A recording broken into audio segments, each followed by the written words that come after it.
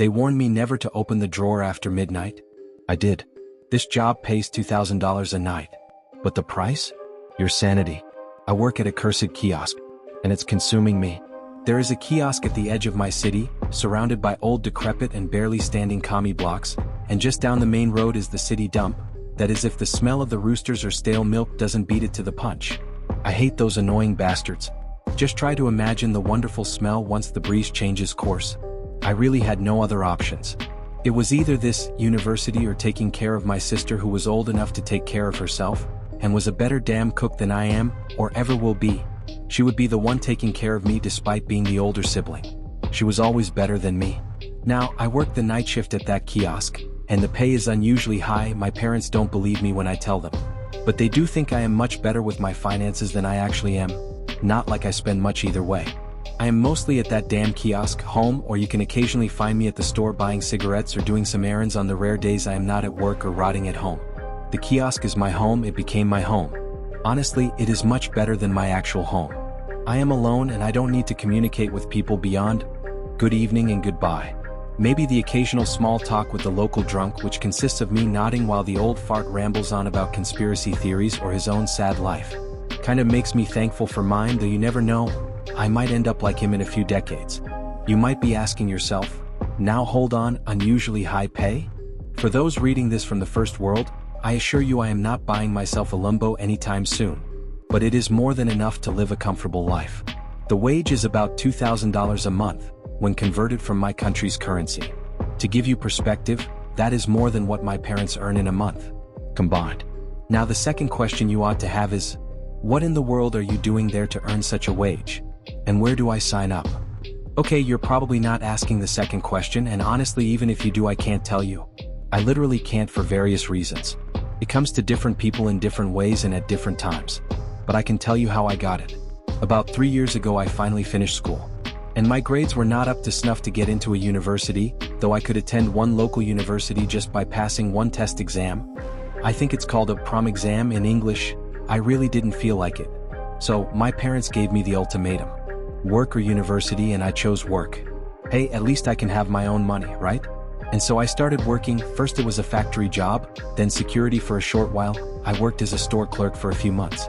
And then after I was laid off the construction gig my uncle set me up with, which just so happened to be in that part of the city where the kiosk is located, I really didn't know where else to go. And as if the powers that be heard my call, I stumbled upon that kiosk. It was closed and an old man was smoking a cigarette outside. And I saw there was a sign on the kiosk, looking for employee. I approached the old man, who had the stench alcohol and tobacco surrounding him like an aura, and a hint of stale milk. Let's call him Winston. He likes those cigarettes, smokes only them. I got the job. Winston was more than happy to get me on board for the night shift. I of course asked for the pay, and he told me that it is slightly above minimum wage, which I was fine with. He did say there were other bonuses on top of the main pay, but that they vary a lot. I was okay with that too. If any extra comes my way, I won't be complaining. I worked the day shift first. He showed me the ropes, where everything was, how to treat the customers and so on. Boring shit. The kiosk was rather spacious inside, but filled to the brim with all kinds of products and knickknacks. There was even a desk with a lamp in the corner where employees can go and do their own thing. The toilet though. I'd rather go piss or shit in the back of the kiosk and let the whole neighborhood see me and let the roosters suck me dry than to touch that fucking door with 10-meter stick. Nay, a damn laser. I'm getting off track. Where was I? Yeah, the job itself. The boss told me to open up a specific drawer in the desk, which was in the back, the one that I mentioned, if a customer comes over during the night and asks for a number from 1 to 12. And that I charge them not with money, but teeth. Of course I was a bit weirded out by that, but I won't question it. I worked in construction and saw my fair share of weirdos in this place, so okay, teeth for numbers it is. He also added that the price, or rather the amount of teeth, is written on the bottle. So I charge however much it says on the desired bottle. Bottle of what? I don't want to know. He just handed me the keys to the drawer and told me not to open it unless there is a customer ordering it. Now that I think about it, I can't really remember my first shifts. Once I got into it, it all blended together. After a while the scratching on the kiosk roof became normal, and I don't know if it's sleep deprivation or what, but I swear to whatever deity rules over this earth, I can see little people run in between the vodka bottles on the top shelf. I'll catch those thieving gnomes eventually. Anyway, I'll tell you a couple of stories from what I've experienced thus far. I honestly don't know where to start. What unusual stories do I have? Well, which ones aren't weird to begin with? I'll just start with the old drunk. There's this old alcoholic who shows up around 9 or 10 o'clock. He buys a liter of vodka, a pack of gum, and on the rare occasions when he's treating himself, a pack of cigarettes. Other times he begs me to lend him a few of my own. Let's just call him Smirnoff. You can guess why. Now Smirnoff looks like your average hobo. Balding with long strands of white hair, a beard like steel wool and teeth so yellow that you could mistake it for gold and clothes that look like they've been in the dump since '89. And of course he hasn't seen a shower or soap since the fall of the Iron Curtain. I don't even need the lights to see his face to know it's him when I open that little window after the first few knocks. I can smell the old fart. He'd always ramble about some weird shit they'd be building down the road. I worked there and I knew it was just some new office building or some shit. Nothing strange about that. But he'd always insist they're building some sort of cultist get-together spot where they'd sacrifice babies to some ancient sleeping god. He'd also ramble about fairies and how aliens are to blame for his alcohol addiction. Or was it fairies? I don't know. He was a regular, as you'd imagine, so I knew the spiel he'd go on every time. Sometimes he'd go at it for 10 minutes and the longest was almost a whole damn hour. It got to a point I wanted to get out of the kiosk and shoo him away. But I can't really go out before sunrise. Rules are rules, and Smirnoff wouldn't listen to a word I say, so it wasn't worth it. I had to sit through whatever shit he had to say. It mostly entered one ear and went out the other, but some tidbits were interesting to hear from his slurred speech. For example, he said he served in the army before the old country decided that communism isn't actually a good way to organize a state. When he was in the army, the military had this special unit that hunted some sort of entities around the whole region, capturing them, experimenting on them, and just doing all sorts of shady clandestine shit. It was interesting to listen to that, chiefly because he finally mentioned something he hadn't already told me for the 160th time. So I listened. See, one day he did not show up, interestingly just the day after he told me about his army adventures. I didn't think much of it, could have gotten drunk and fallen asleep elsewhere. But then he wasn't there the next evening or the evening after that. At that point I thought he was dead. But then during the start of my shift, right after my day shift colleague left, a black car with tinted windows rolled up and two men in suits exited. It was something right out of the Matrix. They approached me and started asking me about some guy whose name I didn't recognize, but I assumed was Smirnoff. They asked me if he told me anything. I told them that the old fart had schizophrenia or his brain was just too destroyed by alcohol to talk about anything coherently. They seemed satisfied and left me alone. I did notice they had a scent of stale milk, with hint of lavender. Anyway, I never saw Smirnoff again. But ever since then the little people have been more active around the vodka. I wonder if it has anything to do with Smirnoff's disappearance? Maybe his soul is trying to open one last bottle before he goes into the afterlife? Who knows?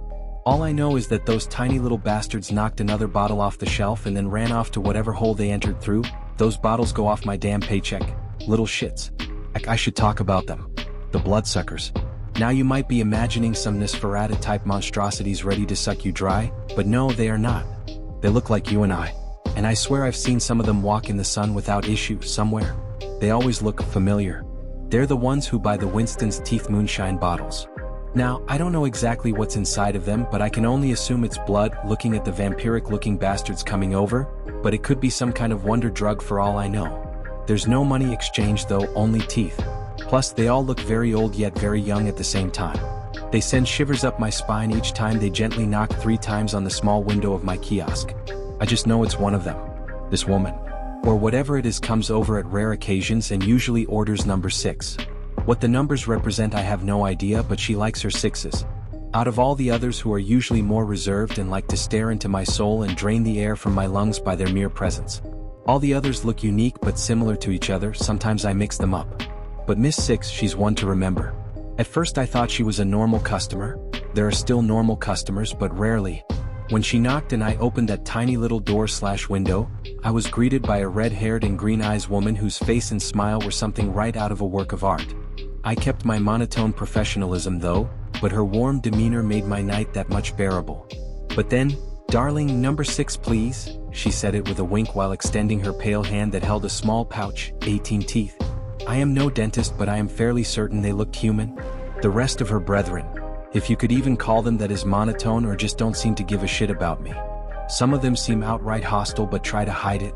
At least Mrs. 6 is nice. I really appreciate her chatting me up here and there, even though my responses are limited to a few nods and short replies.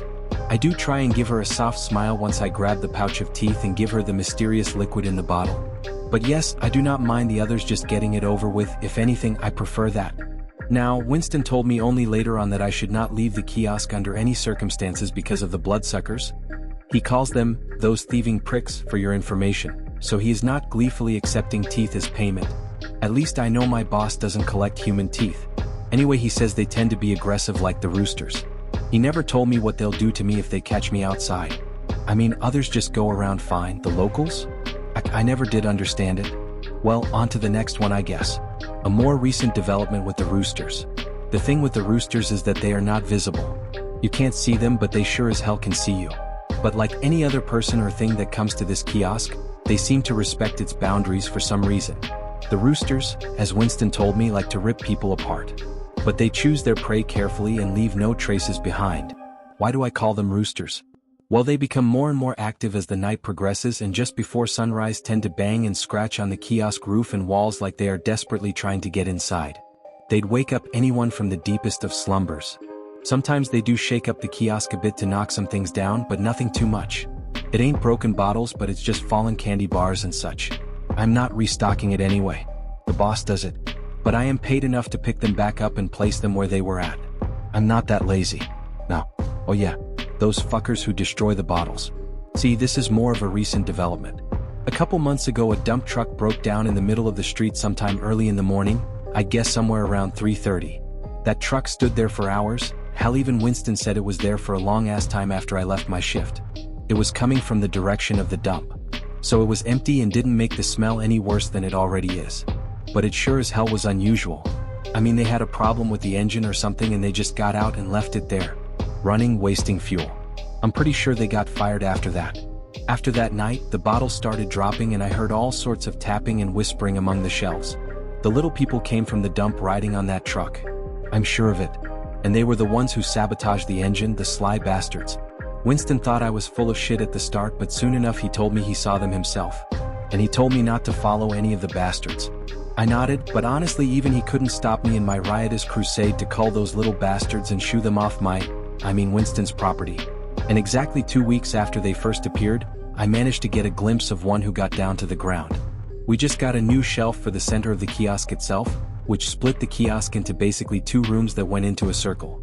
Now the little shit rounded the corner and so did I. But I didn't see my desk and lamp. I saw a hallway made of shelves with all sorts of things. It had aisles upon aisles of shelves. It looked like a damn library of kiosk shelves. Something right out of a goddamn fever dream. Including a lot of vodka, of course.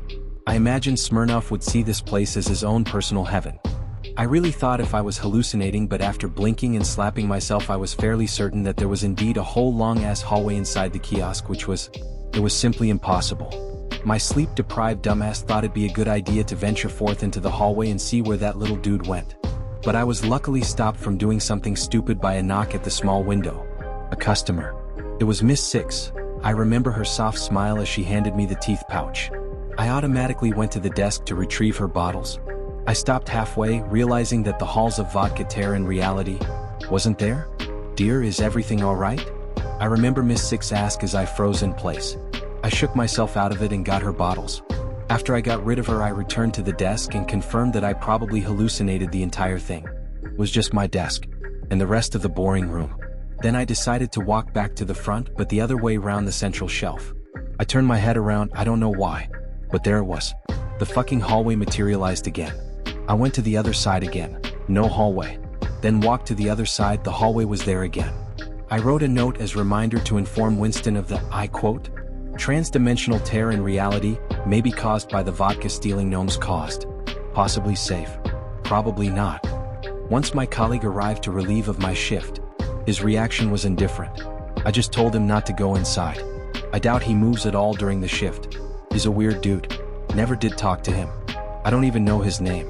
Note to self, learn the chronic insomniac's name. Anyway, Winston's reaction to finding his kiosk as a portal to a pocket dimension was not of shock, but of pragmatism. I mean, it seemed like there was an infinite amount of stock inside there. He went inside without a second's thought and grabbed a few things. Financially, this was a win. He told me it was safe to go inside, but to be cautious, of course. Grab some things to fill the shelves. He also added another thin wall to block the fact that people can see if I walk behind the shelf and not emerge on the other side. That would be freaky. I doubt any of them would be surprised. Or care. But okay. You know, after working here for this long, yeah, you get used to some things. But the constant scratching and the constant threat of whatever is out there. I don't have the nuts to go out at night myself anymore. I get to work, I stay inside. I try to do my thing. I never sleep ever. I mean, I do sleep a little when I get home. But at the job? No, I can't. My brain just refuses to shut down. I swear it's like this place is keeping me awake. It sometimes feels alive, like the walls are pulsing. You know, the radio that plays inside sometimes has interference. It's an old piece of junk. But I swear I can hear voices on the other end calling my name, beckoning me to open the door. I could just be hallucinating from the sleep deprivation, which is the more likely probability. Or I could just simply be going insane. Or this place is just cursed. I feel like this job is slowly draining me something, not just energy. Each shift I feel like I lose a bit of myself to something. Each shift becomes somehow longer and more unhinged in some ways.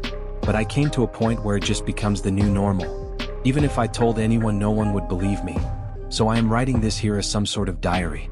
I'll probably write more. This was cathartic in many ways to just write this down. I'll do my best to catalog my experiences. I still have stories to tell, but not much time to write. And honestly, I don't know for how much longer I'll work here. Either I'll quit, or this place will consume me before that. The money's good at least. You know, Miss Six did tell me yesterday I looked like I needed a hug. I might take her up on that offer.